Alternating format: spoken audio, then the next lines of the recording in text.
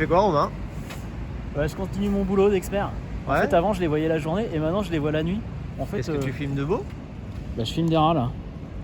Toi, ils sont juste devant moi là dans le buisson. Ah, tiens, regarde. Ouais, on voit bien. Bon, rien d'étonnant. Rien d'étonnant. Il y a de la bouffe partout. C'est dégueulasse. On est en live à Paris. Ils sortent. Ils ont la dalle. Il est 8h30. Et c'est excellent parce qu'on a un nouvel outil pour suivre les rongeurs en direct par caméra thermique. C'est canon. Et il y a du monde autour là. Ouais, il y a du monde, mais ça n'a rien d'étonnant. C'est du rat brun. Le rat brun, il est hyper familiarisé avec le milieu urbain. Ouais, rien d'étonnant. Il lui suffit juste de la bouffe, être un peu peinard dans la journée. Et puis la nuit, il sort tranquille. Là, ça se calme un peu. Il y a de moins en moins de gens dans la rue. Donc, rien d'étonnant. Les rats, ils sortent. Ils ont faim. Grosse pression sociale. Ils ont la dalle. Ouais, rien de détonnant. Ouais. Je pense qu'il y a une grosse population en plus là. Pour qu'on les voit aussi facilement, là, je les ai à Ali.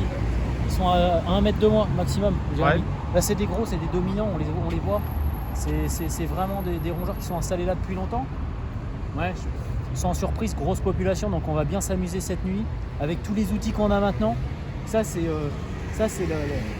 la gestion des rongeurs en milieu urbain 2.0 là. On est en train d'inventer la suite, Jérémy.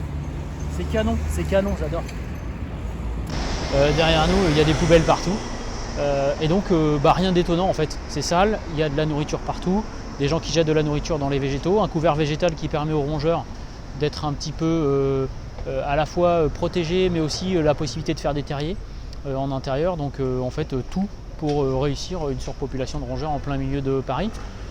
Donc là, une vraie problématique sanitaire quand on sait que les rongeurs véhiculent quand même pas mal de pathogènes. Alors pas forcément, on pense tout de suite à la peste, mais il y a des maladies de notre génération aussi.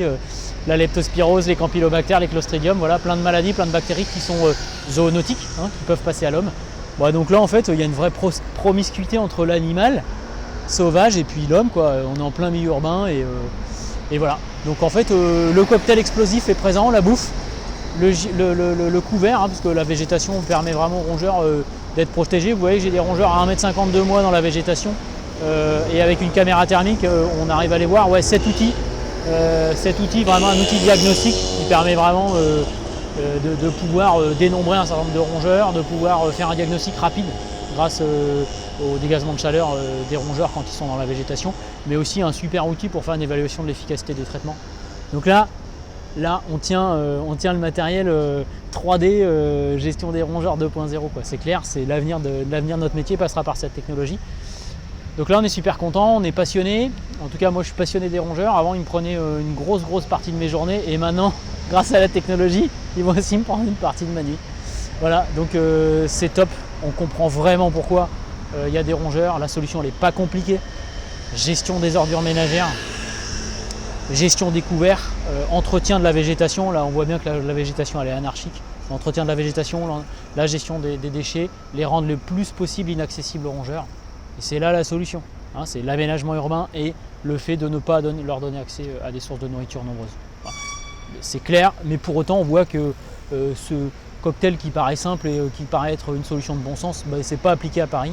Vous voyez que c'est sale, la végétation n'est pas entretenue, on a l'impression qu'on a abandonné la ville au rat. Oui, on a abandonné la ville de Paris au rat et on en a des exemples sous nos yeux. On a des dizaines, voire même des trentaines, quarantaines de rongeurs sous les yeux qui bouffent à leur faim et vous avez des gens qui passent à côté de ces rongeurs avec une indifférence la plus totale. On s'est à Paris habitué aux rongeurs et quand nous, les experts, on voit l'impact que ça a sur la santé publique, moi je trouve ça dingue et quelque part, en voyant ça ce soir avec vous, je suis un peu blessé. Voilà, ça fait mal de voir ça.